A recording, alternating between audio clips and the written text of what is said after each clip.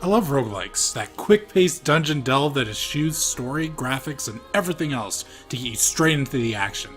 Never-ending randomized dungeons full of loot and chaos where you never know what'll happen next. What's this? Pandemonium? Sounds like fun. Oh, I'm dead. Back to the beginning. God, I hate roguelikes. So what is Touhou Genso Wanderer Reloaded? Actually, let's take a step back. What is Touhou? In the West, that's going to be the general response. To sum it up, it's a popular bullet hell series based largely on Japanese mythos and culture. This is basically a fan service offshoot, and as such, personalities and characters may be unfamiliar to many. The game certainly is charming though. The art style is pretty, the sprites are cute, and the cutscenes are plentiful and humorous. It definitely has more story than the average in the genre, though you can't say it's particularly deep. It has more of a parody feel, and right from the start, the main character feels almost more like a villain than everyone else. Of course, everyone else is trying to scam the protagonist, Reimu, so at no point did I find myself disagreeing with her treatment of others.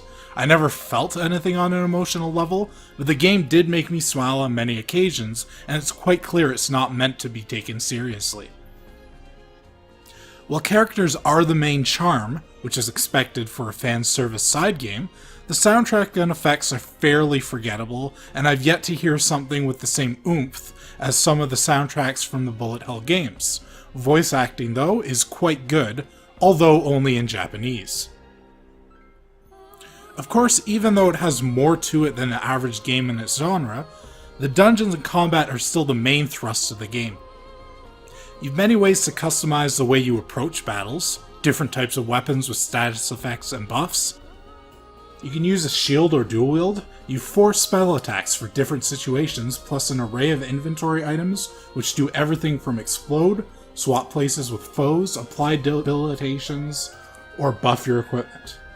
This is quite nice, as there's also a wide variety of foes, traps, and ground types, like poison marsh and mud, which you need to deal with, and the deeper you go into the dungeon, the more variety they add. Between stat and gear management, inventory, and foes, the game has significant depth. There are so many ways to interact with items.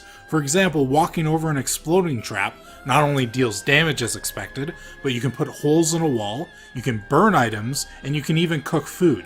The crafting system adds even more ability to customize how you want to approach the dungeon, but at the same time you can also generally approach fights by going in swinging and come out fine against single foes. While overall the game is great, it does have some glaring flaws. Randomized map design creates so many vacant rooms and long corridors that there is a fast walk option that I found myself almost always using. It feels perhaps a bit too random, with dead ends and maps that make zero sense and end up just being a bunch of rooms with a new background. While combat has depth, level design is about as shallow as possible while still being completely functional. It takes a while to get used to the control scheme, mostly due to diagonal use, but it felt very unintuitive for what should be a simple game. The UI and map get in the way, the inventory and equipment menus aren't fun to navigate, and every time you craft or use something it takes you out of inventory, which can slow the pace down a great deal, makes using items for anything beyond emergencies annoying, and definitely makes crafting a pain in the butt. These become fairly easy to get over, and using the right items at the right time can be very rewarding, but you've such a small inventory and are constantly picking up loot, so inventory management becomes another regular slowdown of the game. Of course, it's also a roguelike. You do keep items on death, and those level up, so it's generally easy to get back to where you were. However, you lose all your character levels, and if you die on floor 25, you are walking back from floor 1 every time.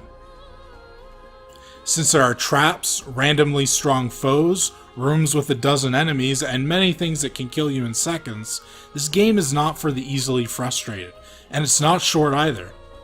The good news is, this game has enough content to fill a few weeks of play. I enjoy the artistic style of the game and the combat system's depth, and the over-the-top personalities of characters are refreshing. The UI and menus could use some work, but only put dents in a game that otherwise I spent most of my time fighting. It can be a bit merciless, but the puzzle-like tutorial gets you ready for some of the more complex strategies right away and is one of the most interesting tutorials I've seen. It will not be for everyone, and I'd rate it at decent but not great, and you can likely tell from a bit of gameplay footage if this is your style of game or not. 6 out of 10. Hey, did you like that video? If you did, be sure to let us know by clicking the like button and leaving a comment. If you want to be first in line for any new content, be sure to subscribe to our channel and then hit up our Facebook page. The link's in the description below to see what's coming up next.